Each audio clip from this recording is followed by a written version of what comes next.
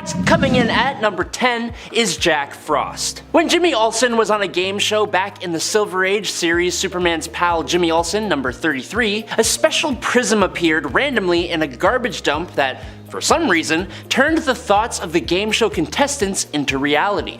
Just go with it, it's a comic book, okay? So, when Jimmy answered a game show question with Jack Frost, that's exactly who appeared. Jack Frost, as a villain, threatened to plunge the world into a new ice age. Now I'm sure that's not at all what Jimmy had in mind, but luckily he is Superman's pal, so what was Superman's solution? Simple. He would just go fly into space and move the frickin' sun closer to the Earth. Not only is this an absolutely ridiculous feat, which is theoretically completely impossible, but it was incredibly embarrassing looking for Jack Frost, who had to run away from Superman, who was essentially chasing the freezing villain with the sun. Once Jack Frost had retreated into a deep, cold cave, Superman put the sun back where he got it so it didn't destroy the Earth. The bonkers part about this is that he did all this nonchalantly as if he was moving furniture. Number 9. Hank Henshaw. After Superman's infamous death at the hands of Doomsday and his not exactly surprising return to life, Superman had to clean up the messes made in his absence, including some imposter Supermen. One of which would be the cyborg Superman, Hank Henshaw, that took over the role of Superman in his place. This cyborg wasn't really doing a great job with his Supermaning, and I think most would agree that he was really tarnishing the name of Superman. Because he was. Hank ruined Soup's memorial, and more importantly, he had just blown up Coast City, taking the life of millions of people. Now, when Superman actually returns from the dead, he doesn't have his powers back just yet, so the conflict actually lasts a little while. But once Superman gets his powers back, you best believe he beats this sucker, and in one page no less. Hank is a cyborg, like I said, so Superman ends this guy by simply punching him straight through the chest and then using his super speed to shake him so fast his screws come loose and he just straight up falls apart. Superman shook this sucker to death. Number 8. The Marquis of Death. In 2009's Fantastic Four number 566, Dr. Victor Von Doom reveals to us and his people that he had learned almost everything he knows from one incredibly powerful reality warping villain called the Marquis of Death. With his master now on his way to see how Dr. Doom had fared as ruler over the Earth. Only, when the Marquis shows up with his mysterious new apprentice, he was less than happy with the progress Doom had made on Earth, and to punish his old apprentice, he attacks. The Marquis completely warped reality, making Doom think he had actually won the fight, and then snatched the victory away, set him on fire, turned his heart to stone and his blood to acid, and then sent him back in time to the Pliocene age to be eaten by megalodons.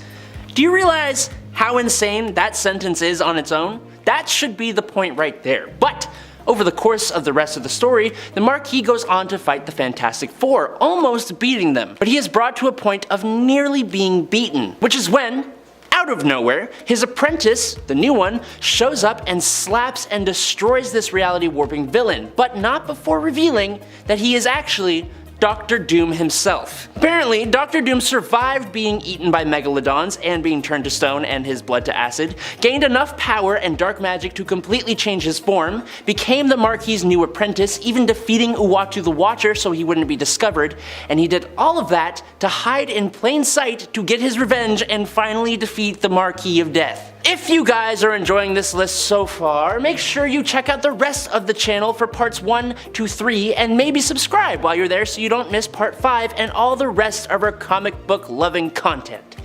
Thank you. Number 7. You'll only be remembered as a madman. Professor X really cannot catch a break. In almost every universe he is in, he dies at some point and usually pretty terribly. And in the case of the Ultimate Universe, he died by having his neck snapped by Magneto during Ultimatum. But hey, at least he got an on-panel death. Very few were quite so lucky during Ultimatum. Though it does feel weird to call being defeated lucky, but here we are. Xavier's famous last words to Magneto are warning him that he has gone too far, and that regardless of what he thinks he can do, wipe out the entire world as though he were a god, wash the human race from its surface, that he will not win, and in fact will go down in history as another madman. Just another madman. When Xavier compares him to the leader of Germany during World War II, however, the Chancellor of the German Reich, you know who I'm talking about, that causes Magneto to snap, which makes sense given Magneto's history. He snaps Xavier's neck in response, so while Magneto would not ultimately win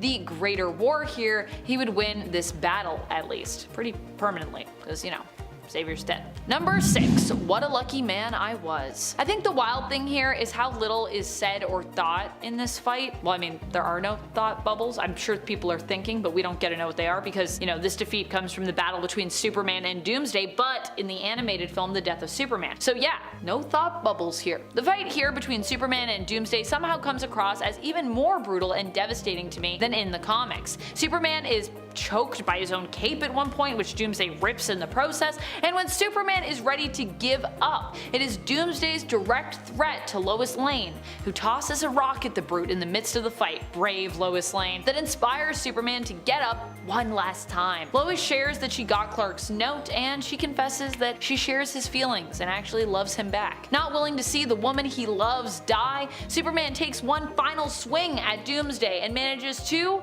break his neck, twisting his head all the way around, killing him. However, this final punch also seals Superman's fate, using his last bit of strength before he too perishes. In the comments on part 1, someone actually talked about how Superman's death here, while fighting and defeating Doomsday in any of the versions of this story, could be seen as a victory because he did accomplish what he set out to do. And while I agree with that sentiment, because yeah, Superman does defeat Doomsday, Doomsday also robs Metropolis and the world of one of its most powerful heroes during this fight. And so in that way, Superman is kind of also defeated. I mean, he loses his life. So it's kind of like a two-way defeat when you think about it. It's bittersweet, which to me sums up what a brutal defeat is. It's something that is often hard to watch and something that comes with usually a pretty high cost. Number 5. Wonder Woman takes a life. What have I learned from this story? Don't mess with Diana's friends or colleagues. Once more returning to the story of Infinite Crisis, but this time the beginning of it, the preamble. In issue number 219 of Wonder Woman, Diana is forced to fight against her longtime friend Superman, who is revealed to have been basically mind-controlled by Maxwell Lord. Now when Diana realizes this, she heads straight for Lord, but Maxwell refuses to give up his control over Superman, promising Diana that at some point he will successfully manipulate Superman into killing Batman or Lois or even herself. She refuses to accept this, and while Lord is of course tied up with her lasso of truth, she demands that he tell her how to free Superman's mind from his influence, which obviously he's going to be compelled to tell the truth about that. Maxwell responds with simply 2 words, "Kill me." And surprisingly, Diana does just that, snapping his neck with her bare hands. Pretty surprising. Although I guess, you know, Wonder Woman is a warrior, so sometimes she do be killing people. Number 4. Professor X creates an even greater villain. Time to talk about Fatal Attractions. This is the famous X-Men crossover story arc where Magneto uses his magnetism powers to pull out all of the adamantium from Wolverine. Terrifying to behold, but it inspires a possibly even more horrifying reaction from the X-Men's mentor and teacher, Professor X, who snaps after seeing this happen to Logan. He uses his telepathic abilities to completely wipe Magneto's mind, taking away, as he says, his greatest weapons. His hatred, his ego, his nightmares, Magneto's mind! It's all gone! This would be the catalyst event that would set up Onslaught, a powerful psionic entity who would manifest as a result of the combined darker psyches of both Professor X and Magneto. A devastating defeat, therefore, in many ways, considering, you know, what it leads to much later. Onslaught, I feel like, just goes on forever. Number 3. Starro reminisces on happier times. Oh, this one is truly brutal and devastating for me because, in a way, Starro was quite a misguided villain. This is like heartbreakingly devastating. In James Gunn's The Suicide Squad, Starro is cast in the role of antagonist, but Starro is not malicious per se, or at least not malicious without, you know, cause. Starro is an alien who was captured and used for various experiments as part of Project Starfish. The Suicide Squad has been sent to basically shut down said project after the United States learned of how dangerous the project could be if unleashed on the world. When the team finally uncovers the truth behind Project Starfish, it's too late and they kinda accidentally unleash the captive, mind-controlling cosmic being Starro on the world, or at least on Corto Maltese. Amanda Waller is surprisingly fine with all this as it will destabilize Corto Maltese Maltese, which actually benefits the US, so she's like, nah, that's cool. However, the Squad decides to rebel against Waller because, I mean, there's a lot of destruction happening around them, a lot of innocent people being taken out, and they decide to take on Starro anyways. Thanks to a combination of commitment and luck, they manage to defeat Starro, but as they lay dying, Starro broadcasts their last thoughts, reminiscing on what their life was like prior to being taken captive on Earth, saying, "I was very happy, floating, staring at the stars." Sad last words. Number 2, Nova annihilates Annihilus. In Annihilation issue number 6, we see one of the most devastating villain defeats of all time. Or at least, one of the most devastating methods of defeating a villain, I would say. It's happened a few times this way in the comics, actually, and each time it's still pretty devastating. Here we see this method used when Nova takes on Annihilus and defeats him by basically, ripping his spine out through his throat. What a way to go. I don't even know if we can actually show this one on YouTube. I don't even know if I could say that on YouTube, but I did, so I guess we'll see if it makes it in the cut. It's that devastating of a moment. Number 1, Peacemaker faces his dad. This one was a disturbing, heart-wrenching, and shocking moment from season 1 of Peacemaker, a series that surprised me in so many different and delightful ways. One such startling moment happens when Peacemaker is forced to face off against his dad, White Dragon. While we know pretty early on that Peacemaker's dad, Augie Smith, is pretty much the worst role model or parent anyone could ask for, we also see that Chris Smith, aka Peacemaker, still cares deeply for his father despite all the awful things his dad has done to him throughout his life. Rather than rightfully blame his father for his messed up upbringing, which honestly he should do, Chris seems to blame himself almost just as much, if not more, making the moment when he actually faces his father a pretty tense one. Years of pent-up rage, disappointment, shame, and frustration manifest in a single instant when White Dragon goads his son into killing him, commenting on the fact that he doesn't believe his son is in essence strong enough or man enough to even do so, and in the process causing Peacemaker to snap, pushing him past the brink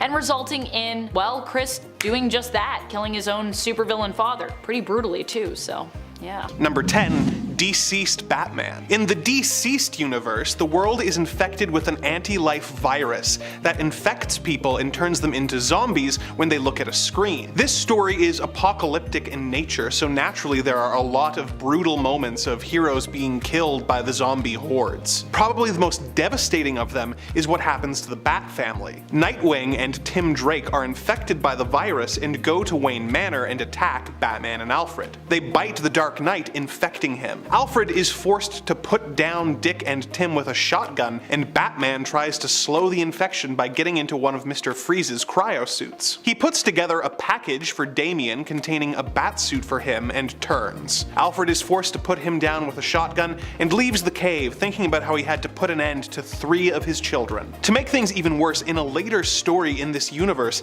it is discovered that there is actually a cure for the virus, and Alfred has to grapple with the fact that he killed his sons when they could have been saved. Number 9, Old Man Logan. On Earth 800,007,128, where the Old Man Logan story takes place, Captain America's old foe, the Red Skull, managed to organize all of the Earth's supervillains and used them to defeat all of the heroes of their world and take over the United States. As he explained to a dying Captain America, Abomination was given California, although a crazed Hulk gang would eventually take this over. Dr. Doom was given the Bible Belt, and Magneto was given Las Vegas, although this was eventually taken over by the Kingpin. Red Skull took over the White House and installed himself as dictator. Worst of all was how the villains defeated the X-Men. Wolverine was monitoring the situation with Jubilee when the X-Mansion was suddenly attacked by supervillains. As the children fled, Wolverine made a brave final stand against the bad guys, cutting them down one at a time until there were none left. It was then that Mysterio revealed that the whole thing had been an illusion, and Logan had been attacking his own teammates the entire time. This was so devastating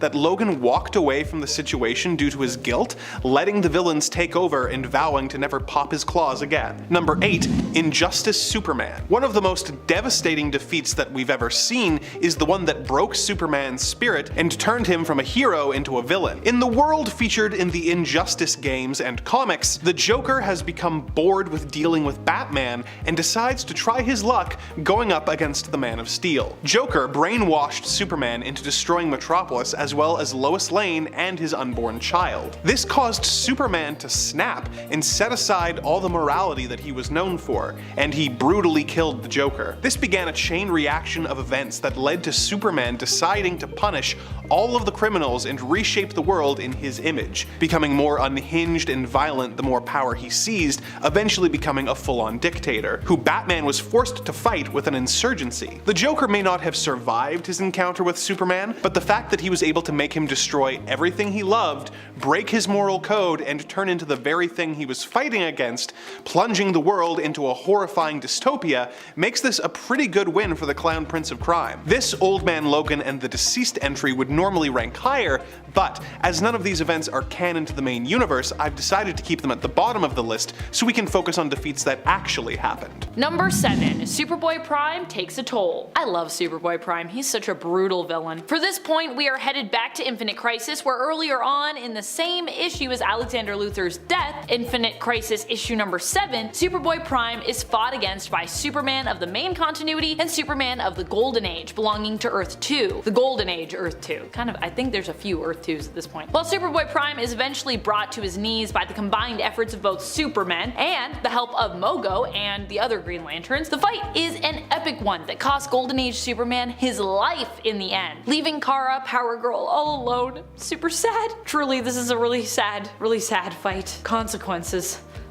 We love a fight with consequences. Number 6. Magneto crushes Tarn the Uncaring. Oof. In a way, some might see this fight as one between two villains. However, at the point in history that we're talking about here, the era of Krakoa and Planet Arakko, Magneto is not really a villain, and Tarn even is a bit ambiguous when it comes to his role and his alignment. Although I would say, at the very least, we could consider him to be an antagonist, and myself personally, I actually do consider him, in fact, to be a full-fledged villain, because Tarn is, well, he's a pretty evil guy. Based on my perception of these characters, I'm including Tarn's defeat here, so that's what we're doing today, friends. At one point, Magneto challenges Tarn to battle, being backed up by Iska, who's kinda tricked into supporting the fight against Tarn by Sunspot. Magneto manages to defeat Tarn in only a few pages, using his helmet both to disable Tarn's telepathic genetic manipulation abilities and then to crush his head.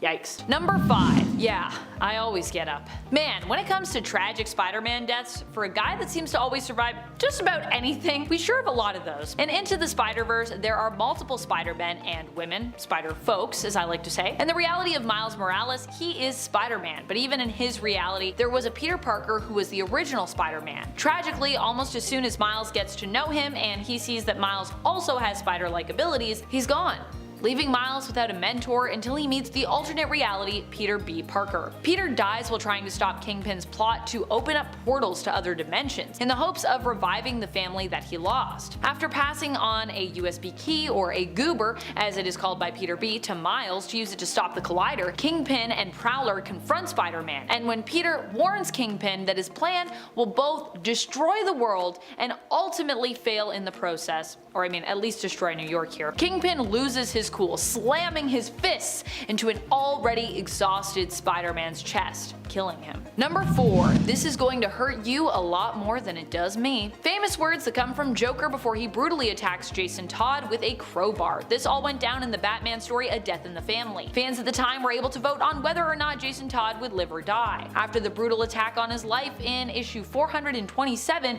that ends with an explosion going off which buries Jason's body in rubble, in issue number 428 we'd get our answer to that fateful question. And ultimately it would be established that Jason had, in fact, died. Although much later on we learned this wasn't quite true when he seemingly returned from the dead years later as the antagonistic anti-hero Red Hood. Number 3. You losing your cool, Brucey? This is probably one of the most brutal in terms of the devastation that was physically wrought here. For this point we're talking about Wolverine versus Hulk, but in the Ultimate Universe. And you know it's going to be brutal because it's the Ultimate Universe. Wolverine was tasked with hunting down Hulk for fury, but when he finally does find Hulk, Hulk remarks on how he really doesn't want to be found, also proving that, you know, he doesn't really need to be disturbed because he's actually calm, he's intelligent now, and at that time of no danger really to anyone. At least not in that moment. So long as they don't, of course, goad him into getting angry, of course, which, you guessed it, Wolverine purposefully does here. In response, Hulk and Wolverine begin to fight, and eventually Hulk rips Wolverine in half. And once Wolverine manages to climb a mountain to recover his legs, his lower half of his body, Hulk then threatens to eat one of Logan's legs. Ultimate Universe, why you like this? Fortunately, this pretty brutal defeat of Wolverine is interrupted by She-Hulk, who in this universe is actually Betty Ross. Number 2. What's 17 more years? While "Think, Mark" became one of the most famous and memeable lines from this superhero defeat and animated series, I would say in general, one of the most brutal moments in this fight happens when Omni-Man suggests that he could basically just destroy Mark, literally kill him with his own hands, and just make another child if he has to. Asking rhetorically, what's 17 more years? For him as a Viltrumite, his lifespan is of course much longer than a human, so to him 17 years is basically nothing, a very short span of time. However, reducing his emotional connection that has been built up with his son over 17 years to something so seemingly meaningless, as though none of it really meant anything, makes the beating that Mark takes here just even more brutal. Granted, in the greater scheme of things, we know it isn't this simple for Omni-Man, who, it is revealed, does love his son and is unable to actually swing the killing blow, probably because of that. So, number 1. It was a nice piece of work, Kingpin. You shouldn't have signed it. It doesn't get more awful than this defeat right here. This one happened as a greater part of the famous Daredevil story Born Again. In issue number 227 of Daredevil, we are told the story titled appropriately Apocalypse. And indeed, if you are Matt Murdock, it would certainly feel like the apocalypse. Here, Kingpin finds out Daredevil's secret identity and uses it not to simply kill him, but instead to destroy his entire life. First, he comes for his law practice, making it seem as though Matt bribed a witness in a case. But he doesn't stop there. He comes after his finances, his sanity, and even blows up his apartment, and in the process, destroys his costume. However, while DD is left feeling pretty defeated by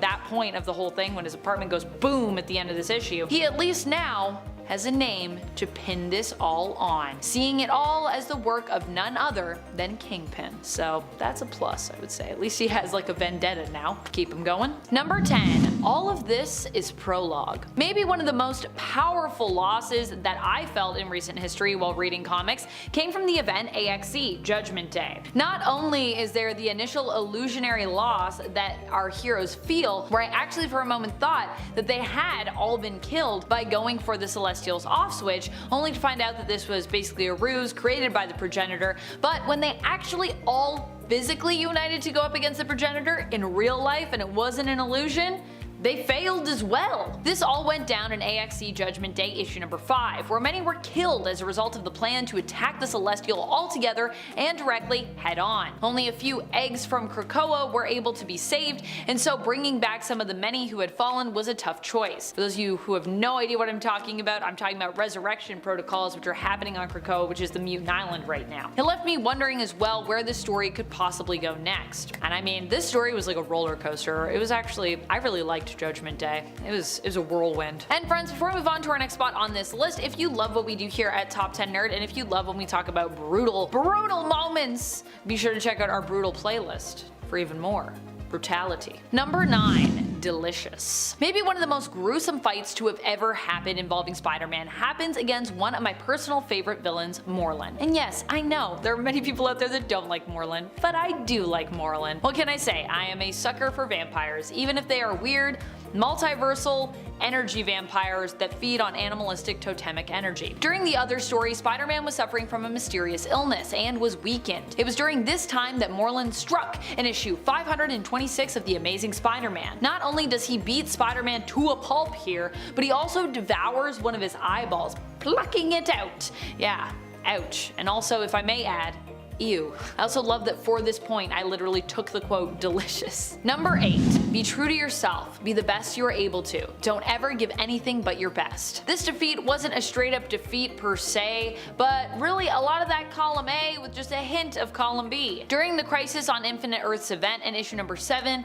of the event's miniseries, Kara attempts to rescue her cousin Superman from the clutches of the AntiMonitor. As the AntiMonitor stands poised to kill him, Kara comes out swinging. Here, Supergirl proved just how fierce she can be and how determined when it came to protecting others. Ultimately, she was defeated and even killed in this fearsome fight, but at least she did succeed in destroying AntiMonitor's machines here, and with the help of Dr. Light saving Cal. Supergirl sacrificed her life to save her cousin, but her death also served to remind him of his own mortality. In at number 7 is the Superman Revenge Squad. After discovering the planet of the Superman Revenge Squad, Superman wastes no time at all and charges at the planet with a full frontal assault armed with nothing but his abilities and a strange package attached to his chest. The Revenge Squad fires all their most dangerous, most powerful weapons at Superman, firing everything they think will take out the Man of Steel. They all impact on Kal-El, and the villains think they've won.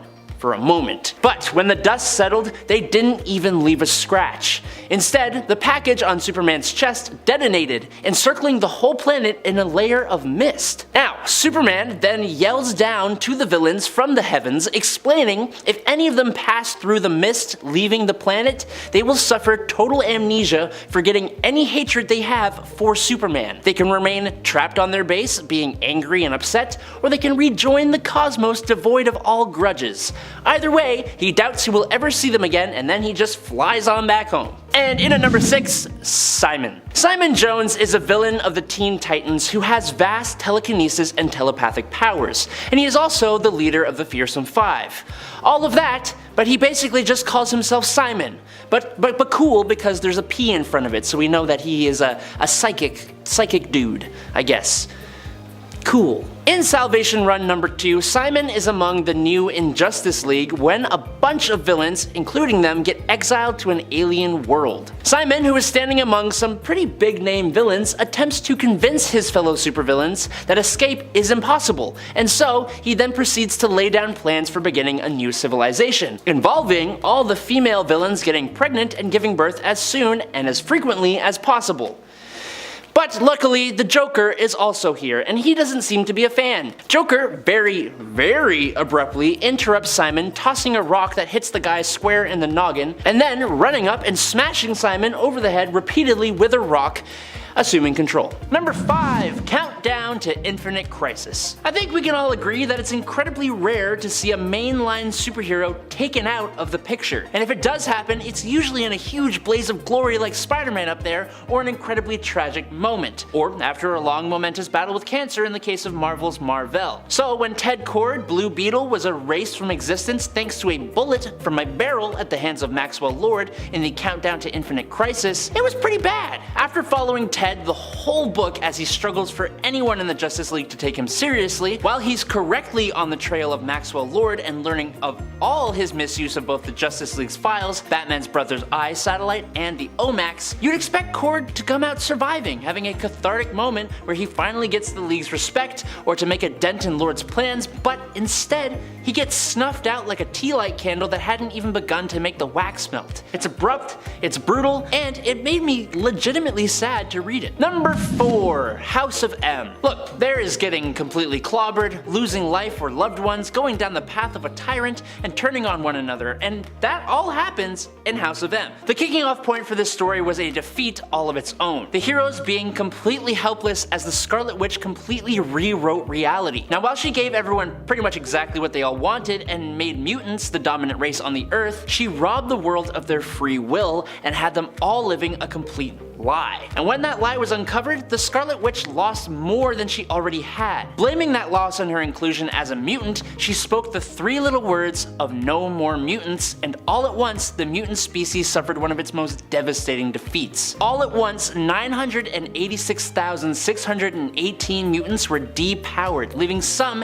in situations that saw them lose their lives, thanks to the decimation. It was first estimated that 91.4% of the world's mutant population lost their powers overnight, leaving less than 200 mutants in the world. The Xavier Institute's mutant students count went down from 182 to just 27. This left mutants on the brink of complete extinction. Number 3, Hush. Batman has a bit of a habit for being infallible. Or at least I think that's what he likes to tell himself. So, when someone gets the better of him, it hurts. But when that someone is a childhood best friend, I can imagine it hurts quite a bit more. In the 2003 story Batman Hush, Bruce Wayne's childhood friend, Dr. Tommy Elliot, comes back to Gotham, but unbeknownst to Bruce, Tommy has a plan in place. Working with the Riddler and a large array of Batman's rogues gallery, including Killer Croc, Clayface, Harley Quinn, Poison Ivy, and even the Joker, Tommy orchestrates a huge plan manipulating events and those closest to Bruce Wayne to leave Batman distracted, outsmarted, paranoid, and ultimately subdued. He uses intimate details of Bruce's life against him in an attempt to take down Batman and have him unmasked at Arkham Asylum, all in some weird attempt for revenge against Bruce's father and a promise made by baby Bruce. Now, if it wasn't for the intervention of Jim Gordon and a reformed Two-Face, Batman would have completely lost, being broken down over the course of the story by his old friend. Number 2. Pain of the Gods. If we are talking devastating defeats, a really good place to look would be issues 101 to 106 of JLA from 2004, a storyline titled Pain of the Gods that details each member of the Justice League's biggest failures. It is absolutely depressing, but on the bright side, perfect for this list. It kicks off with Superman, who arrives to save people trapped in a burning building. Now, an unnamed hero shows up to lend a hand while Superman saves those inside, and he brings them to safety until an explosion goes off, burning the other superhero to a crisp. The second issue follows Flash as he fails to save 2 younger people from a burning building, finding them when it was too late and the smoke inhalation had got them. He then goes around the city installing fire detectors in every single house, getting mad at a family who didn't find time to go install a new battery. In issue 3, we see John Stewart, Green Lantern, trapped between 2 separate domestics. He rushes to one and prevents it, but when he makes it to the other, it was arguably worse and resulted in a loss of life. The next issue follows Martian Manhunter, but this time it's more of his failings to understand the emotion that we experience as humans, and his alienation from that, and the pain of losing his entire species. It's really interesting, honestly, but moving on to issue 105, this one follows Wonder Woman, and for the Amazon, it was an extremely close near-death experience at the hands of a new supervillain that drove her down a path of needing some emotional support. Now, each issue ends with the team coming together for each other as a support system, and it's actually really sweet. And it all wraps up in the final issue with a story that was happening alongside everything else I talked about, but I'll leave that for you to read for yourself because it's really cool and I think you'll like it. And finally, in at number 1, it's Nightfall. There are many deranged and off-the-wall villains in Batman's rogues gallery, and while the Dark Knight has suffered losses and defeats at the hands of a few, none of those defeats are as infamous as the one he suffered at the hands of Bane. By issue 11 of the Broken Bat part of the arc, Bane had managed to find out that Bruce Wayne was indeed Batman. Bane surprised Bruce at his home, pumped himself with venom, and laid a brutal beatdown on the Dark Knight in his own home. The fight continued on into the Batcave, and being completely taken by surprise, Batman is on his last legs when the venom-fueled tank of a man lifted Batman over his head and dropped him spine first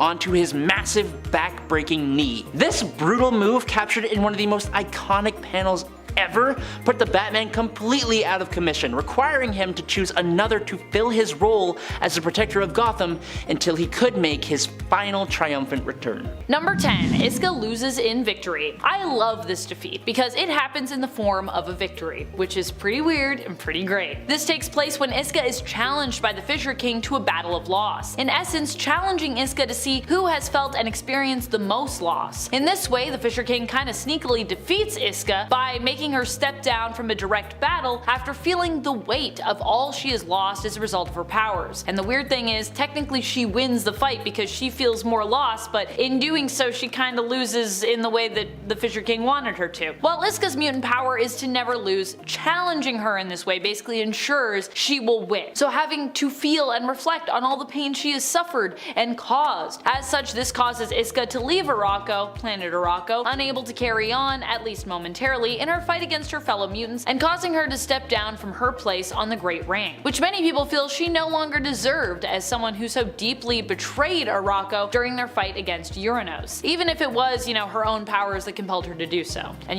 Iska's obviously done that before a few times. They were like, we're kinda over this. Especially when Iska just walks in and is like, well, I'm back, I'm also helping you guys run this, right? I can't deny that I would also be like, Iska, get out of here. And friends, before I move on to our next spot on this list, if you love devastating defeats, you will love our Invincible playlist, because Invincible is full of devastating defeats. Devastating, brutal ones, so go check that out. Number 9. Karma comes for Alexander Luthor. Alexander Luthor is the one who pretty much set in motion the events of Infinite Crisis, a major mastermind behind it all. In the end, it only makes sense that from a hero standpoint, he would have to face, some kind of justice, because that's how these stories typically go. And while initially he seems to escape pretty unscathed, at the very end of Infinite Crisis issue number 7, we see him come face to face with Karma in the form of other villains, Lex Luthor and Joker of the main continuity. While Alexander seems to already kind of be in the process of putting together his next plan, he is accosted in an alley by the two villains and quickly defeated, with Lex asking him as he slowly bleeds out on the pavement, "Now who's stupid?" I'm gonna spoil it for you, it was Alexander Luthor, he's a stupid one I think is what Lex is getting at. It's like, it's not me, because now you're dead, so. Number 8.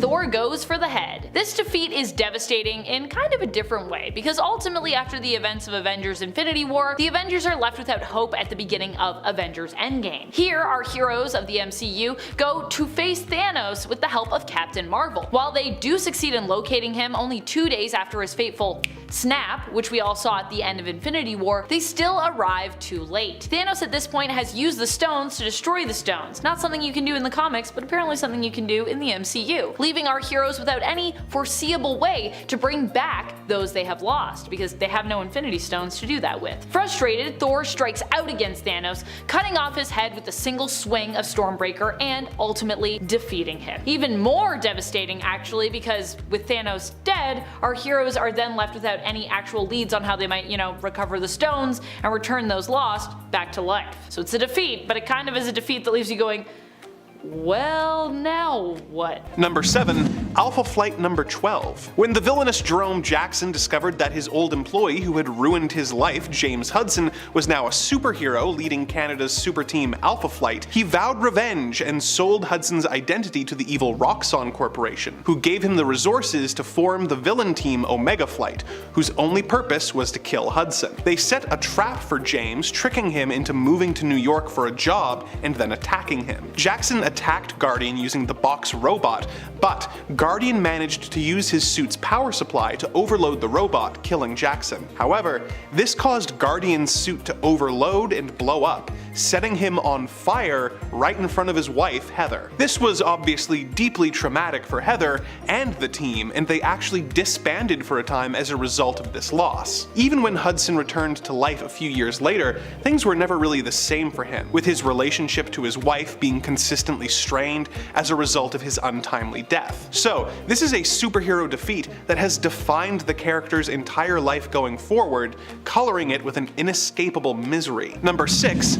The death of Gwen Stacy. For a lot of his early run as the Green Goblin, Norman Osborn had no memories of his criminal activities, due to the Goblin being a separate personality. Green Goblin tangled with Spider-Man several times over the years, with Goblin eventually swearing to bring misery and pain into Spider-Man's life as revenge for always stopping his schemes. He eventually was able to follow Spidey and watch him change in an alley, discovering that he was really Peter Parker. Osborn eventually became aware of his Goblin side and embraced it, and concocted a scheme to ruin Spider-Man's life. It's not actually a particularly complicated scheme when you think about it. In Amazing Spider-Man number 121, the Green Goblin kidnapped Peter's girlfriend, Gwen Stacy, and then threw her off of a bridge. Spider-Man managed to snag her with a web, but the whiplash caused by her sudden stop caused her to break her neck. So, the Goblin achieved his goal of causing Peter as much pain as possible. Number 5. The death of Superman. When a brutal and savage creature called Doomsday came to Earth, he had only one thing on his mind: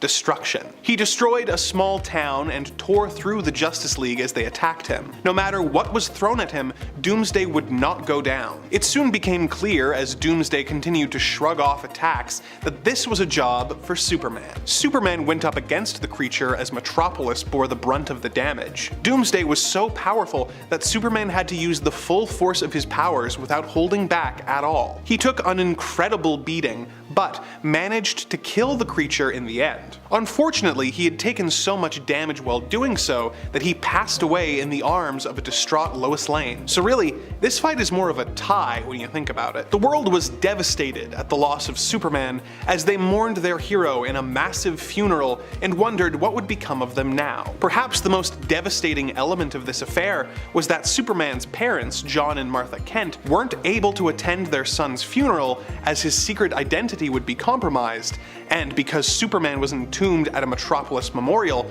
they were unable to bury their son and instead had to bury a few of Clark Kent's possessions instead. Number 4. A death in the family. The Joker has made a long career of making Batman miserable by racking up massive body counts while enacting twisted schemes to bring Gotham City to its knees. Batman is usually able to stop the Joker before he achieves his ultimate goal, but sometimes the Clown Prince of Crime gets the better of the Dark Knight. The most infamous example of this was when the Joker captured the second Robin, Jason Todd. He beat him with a crowbar and left him in a warehouse that was rigged to explode. Batman almost got there in time to save Jason, but Robin was blown to smithereens. Batman tried to arrest the Joker, but in a bizarre twist, because the Joker was acting as the ambassador to Iran at the time, he was not charged with the crime due to diplomatic immunity. Batman did stop the Joker from completing his plan to gas the UN, but considering that Batman considers losing Jason his greatest failure,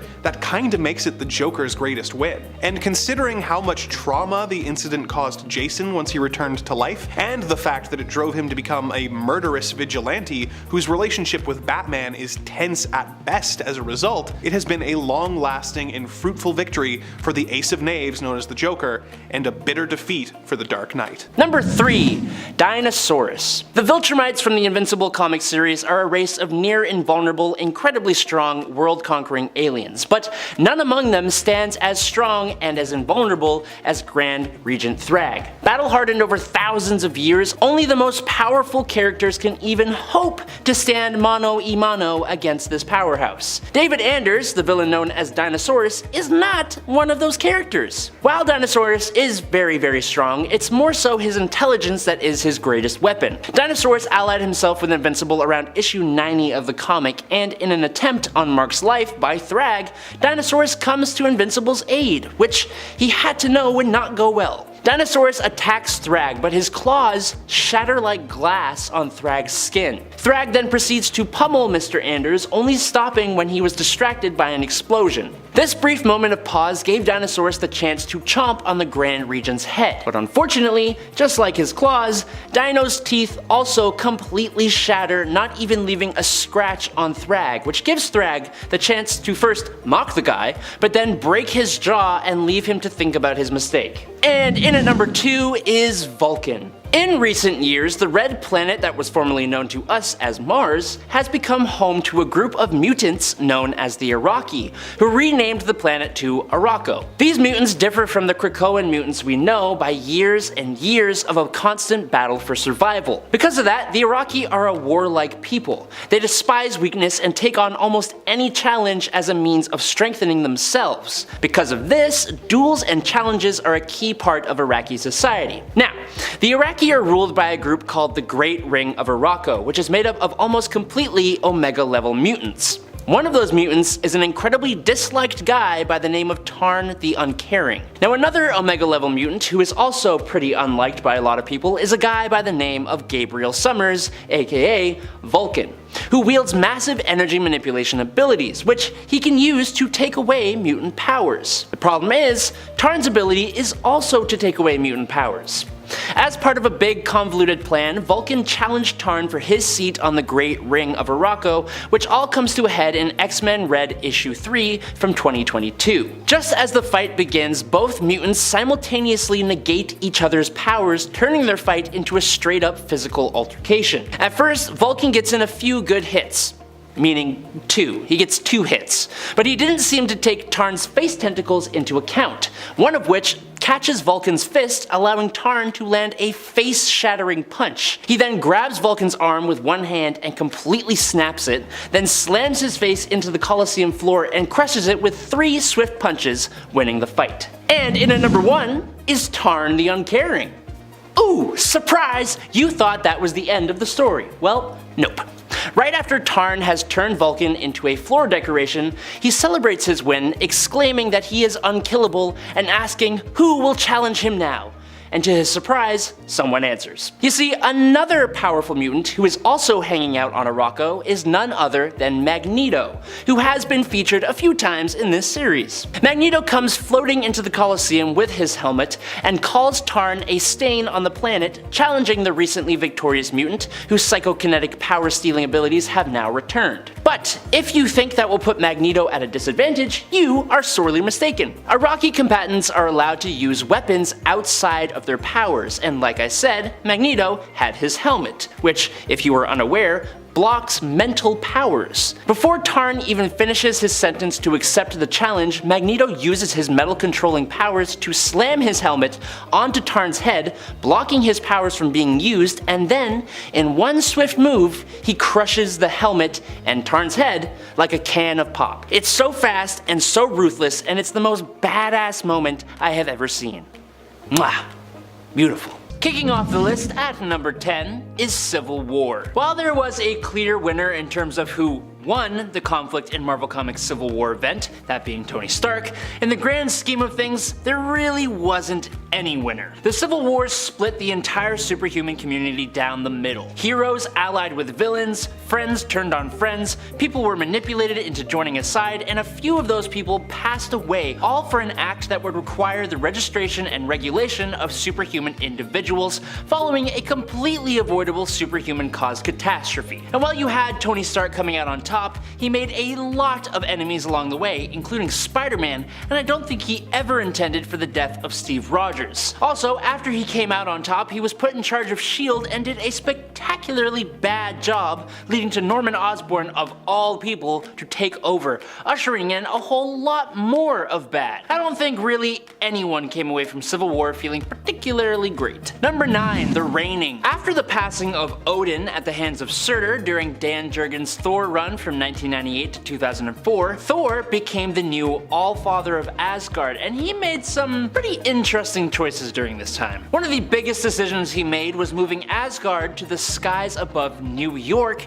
to inspire mortals with its grandeur and to force the world to be better. This triggers a conflict with the governments of Earth, which ultimately ends with the Asgardians conquering the planet and completely wiping out most of the superheroes. The story now shifts 200 years, where Thor now rules over this dystopian future and is no longer worthy of Mjolnir after killing his human counterpart Jake Olsen, symbolically cutting his ties with humanity. There is no more famine or disease, no borders or religion, there's no need to work, and Asgard's magic provides infinite clean energy for the whole planet. But this comes at the cost of making humans become inferior, with a few also planning to rise up against the Asgardians in order to regain their freedom. Thor marries Amora the Enchantress and they have a son called Magni. Now Magni ends up supporting the humans and the rebellion after seeing how badly the Asgardians are actually treating them. He challenges his father to lift up Mjolnir, proving that he is no longer worthy and leading Thor to question his own actions. After seeing the error of his ways, Thor uses the Odin Force to go back in time,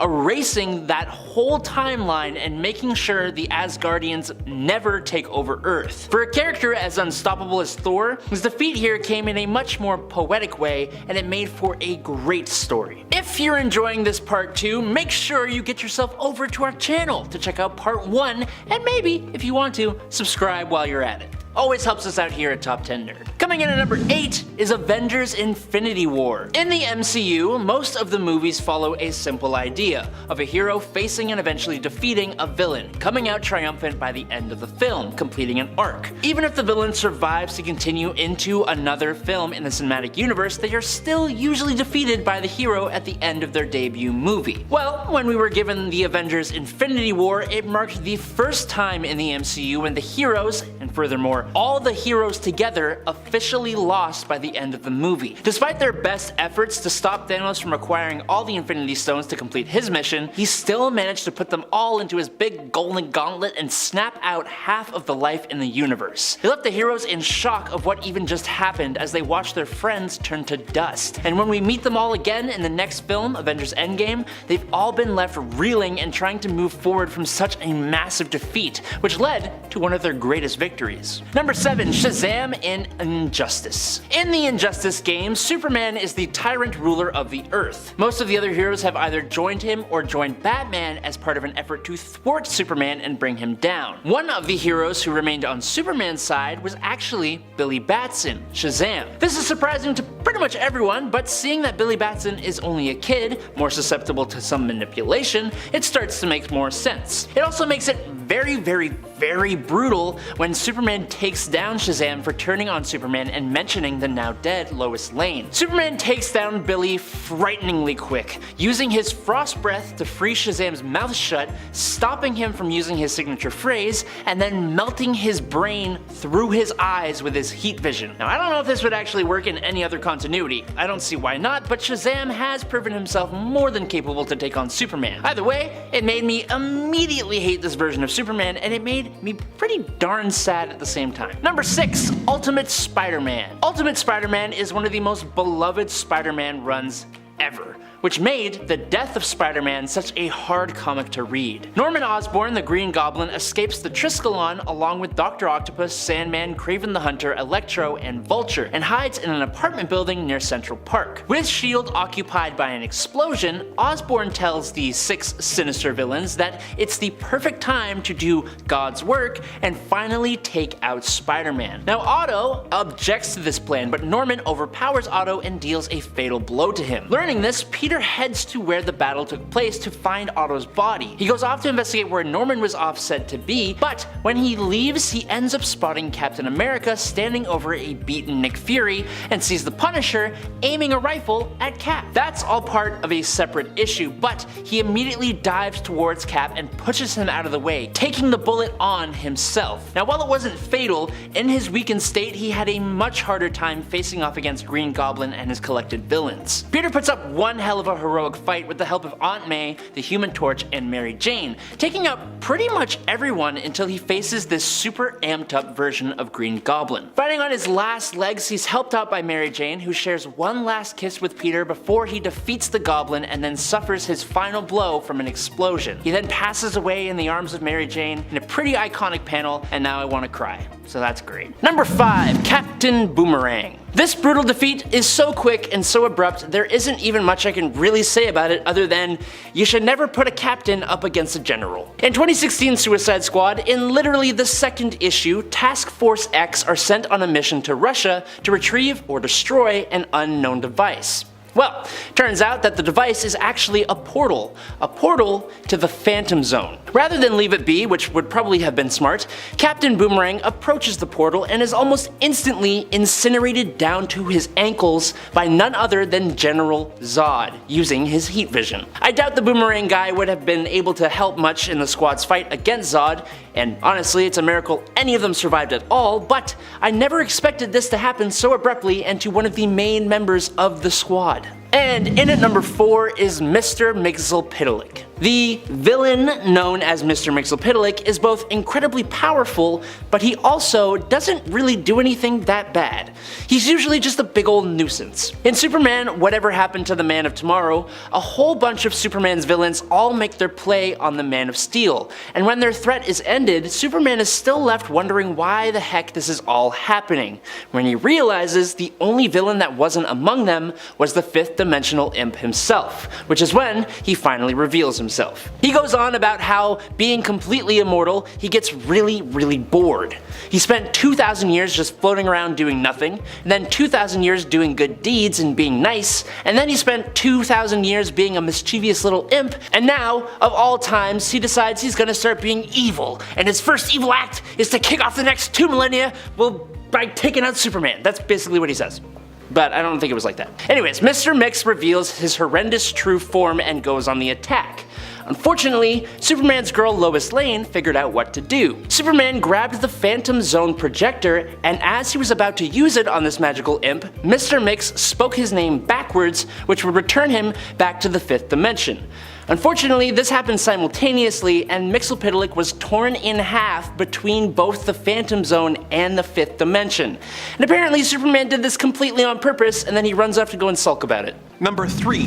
The Ultimatum Wave. In Ultimatum, Magneto has been driven mad at the loss of his children, and decides that rather than destroying humanity in order to make the world safe for mutants, he's just gonna kill everyone. He uses a doomsday device and his powers to shift the world off of its axis, causing disasters all over the globe. Much of Europe, including all of Latveria, is frozen under a layer of ice, and New York is hit by a massive tidal wave. Millions of people all over the world die in the attack, including Nightcrawler and Hank McCoy. Magneto then sends out more of his minions to destroy the heroes, causing the brutal deaths of several more heroes, including Hank Pym, Doctor Strange, and Thor, just to name a few. The most devastating moment is when Pym finds his wife Janet being eaten by the Blob, and responds by entering his Giant Man form, picking up the Blob and biting his head off. Professor X gets personally murdered by Magneto, and all seems lost. The heroes are eventually able to stop Magneto from destroying the rest of the world,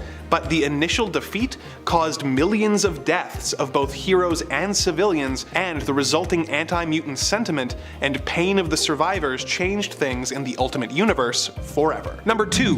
Watchmen's Giant Squid. In the Watchmen universe created by Alan Moore, superheroes were outlawed, and the United States and Russia are at the brink of nuclear war. The smartest man alive, Adrian Veidt, formerly the hero Ozymandias, came up with a plan to save the world at the cost of millions of lives. He cloned the brain of a murdered psychic and created a giant psychic squid, which he planned to teleport into New York, where it would kill millions of people with a psychic attack, making the world think that they were under attack by aliens, causing them to unite against a common threat. It's slightly more complicated than that, but it's kind of hard to explain, and frankly, you should just read Watchmen if you haven't already. His plan was uncovered by the heroes of the book, who went to Veidt's Arctic Palace to confront him and try and stop him, but after explaining his evil plan, he clarified that he had already enacted his plan 35 minutes prior, and that they were too late to stop him. In order to preserve the peace that had been brought about as a result, the heroes were forced to go along with the charade that Ozymandias had concocted. Number 1. Green Lantern loses a planet. In the Cosmic Odyssey series, when the anti-life equation became a sentient creature,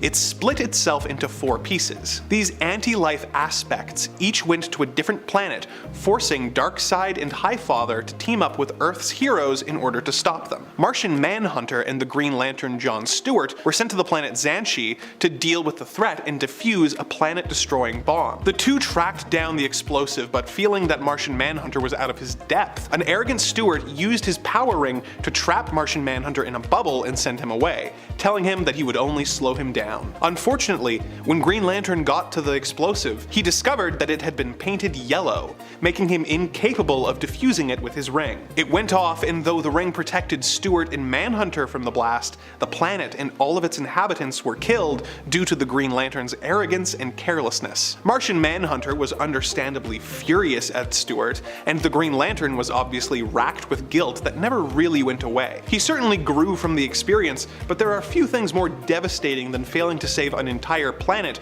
because you were overconfident in your own abilities.